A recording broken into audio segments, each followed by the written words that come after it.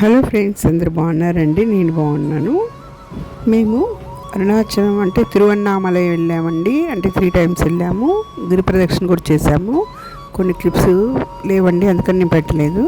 అలాగే ఈ అరుణాచలేశ్వర స్వామి ఆలయ చరిత్ర గురించి నాకు తెలిసినంత వరకు చెప్తానండి. తమిళనాడులోని తిరువన్నామలైలో అరుణాచలేశ్వర స్వామి ఆలయం ఉందండి. ఈ ఏంటంటే బ్రహ్మ విష్ణువుల మధ్య అహంభావం తగ్గించడానికి శివుడు అగ్నిస్తంభంగా వెలిసిన పురాణం. ఇక్కడ సాక్షాత్ శివుడే అరుణాచల పర్వతంగా వెలిశాడు అని భక్తుల నమ్మకం అండి. అరుణ అంటే ఎర్రని లేదా పాపను పోగొట్టున్నది. అచలము అనగా కొండ. దీనిని తమిళంలో తిరువన్నామలై అంటారు. ఒకసారి కైలాసంలో బ్రహ్మ విష్ణువులలో మాలో ఎవరు గొప్ప అనే అహంకారంతో కూడిన వాదన జరిగింది. అప్పుడు ఆ గర్వాన్ని అణచడానికి శివుడు అగ్నిస్తంభం అంటే జ్యోతిర్లింగ రూపంలో వారి ముందు ప్రత్యక్షమయ్యారు.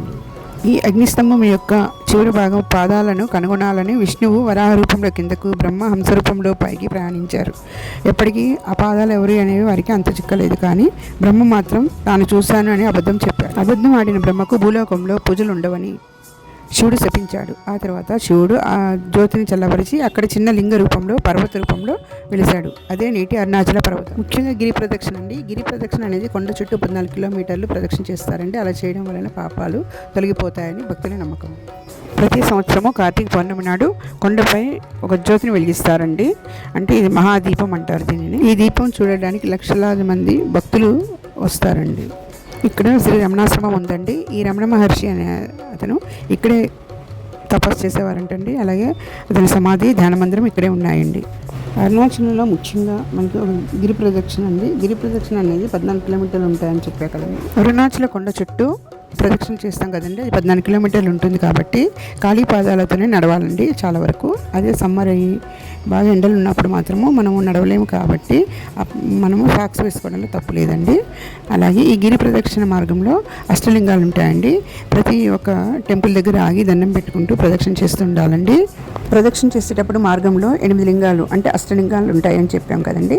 అవి ఏంటి అంటే ఇంద్రలింగం, అగ్నిలింగం, యమలింగం, నైరుతిలింగం, వరుణలింగం, వాయులింగం, కుబేరలింగం, ఈశాన్యలింగం అని ఈ 8 లింగాలను దర్శనం చేసుకుంటూ దండం పెట్టుకుంటూ ప్రదక్షిణ చేయాలండి. ఇక్కడ అరుణాచలేశ్వర ఆలయంలో స్వామి అగ్నిలింగేశ్వరుడిగా, అమ్మవారు ఉన్నములే అమ్మగా పూజలు అందుకుంటూ ఉంటారండి. అలాగే రమణాశ్రమానికి సమీపంలో శేషాద్రి స్వామివారి సమాధి కూడా ఉందండి. అలాగే అరుణాచలంలో టోపీ అమ్మ ఉన్నారండి. ఈ టోపీ అమ్మ ఒక అవధూత అని చెప్పుకోవచ్చు. ఆవిడని చూడడానికి కూడా భక్తులు వెళ్తూ ఉంటారు. అలాగే ఈవిడ ప్రతిరోజు గిరి ప్రదక్షిణ చేస్తూ ఉంటారు. అరుణాచలం వెళ్ళడానికి ట్రైన్లు అందుబాటులో ఉన్నాయండి. అలాగే ట్రావెల్స్ కూడా అందుబాటులో ఉన్నాయండి. ఈ ఆలయము తమిళనాడు రాష్ట్రంలో ఉందండి.